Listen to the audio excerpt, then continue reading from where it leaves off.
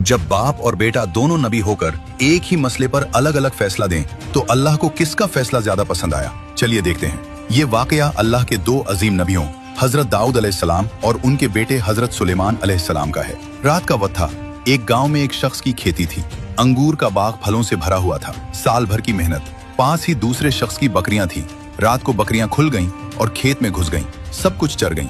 सुबह जब खेत का मालिक उठा, उसने देखा पूरा बाग बर्बाद हो चुका था। साल भर की उम्मीद खत्म। वो बकरियों वाले आदमी के पास गया। झगड़ा शुरू हो गया। आखिर दोनों हजरत दाऊद अलैहिस्सलाम के पास पहुंचे। हजरत दाऊद बनी इसराइल के बादशाह थे। अल्लाह ने उन्हें हिकमत और इंसाफ की ताकत दी थी। उन्होंने दोनों पक्षों की बात सुनी। खेत वाले ने कहा, मेरी साल भर की मेहनत बर्बाद हो गई, इसकी बकरियों ने सब खत्म कर दिया। बकरियों वाले ने कहा, मेरी कोई गलती नहीं, मैं सो रहा था, बकरियां खुद निकल गईं। हजरत दाऊद अलैहिस्सलाम ने गहराई से सोचा, फिर फैसला सुनाया, बकरियां खेत वाले को दे दी जाएं। लोगों ने कहा, सुभान अल्लाह, क्योंकि नुकसान के बदले नुकसान की भरपाई इंसाफ हो गया। मगर वहां एक नौजवान खड़े थे, हजरत सुलेमान अलैहिस्सलाम। उन्होंने अदब से कहा, ए अब्बा जान, अगर इजाजत हो तो मेरी भी एक राय है। हजरत दाऊद अलैहिस्सलाम ने कहा, कहो बेटा। हजरत सुलेमान अलैहिस्सलाम ने कहा, फैसला दुरुस्त है, मगर एक और रास्ता है जो दोनों के लिए बेहतर हो सकता है।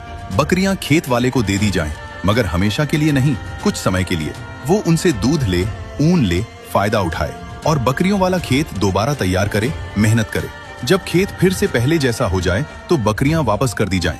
इस तरह खेत वाले का नुकसान भी पूरा हो जाएगा और बकरियों वाले की बकरियां भी बच जाएंगी। दोनों फायदे में रहेंगे, किसी का स्थायी नुकसान नहीं होगा। सब हैरान रह गए। लोगों ने कहा, सुभान अल्लाह, ये तो और भी बेहतर फैसला था। कुरान में अल्लाह फरमाता है, यानी हमने सुलेमान को इस मामले की गहरी समझ दी। अल्लाह को सुलेमान का फैसला ज्यादा पसंद आया, क्योंकि उसमें इंसाफ के साथ रहमत भी थी, सजा के साथ सुधार भी था। लेकिन अल्लाह ने ये भी फरमाया, और हमने दोनों को हिकमत और इल्म दिया। अगर आपको भी अल्लाह की हिकमत पर यकीन है तो लिखिए, सुभान अल्लाह।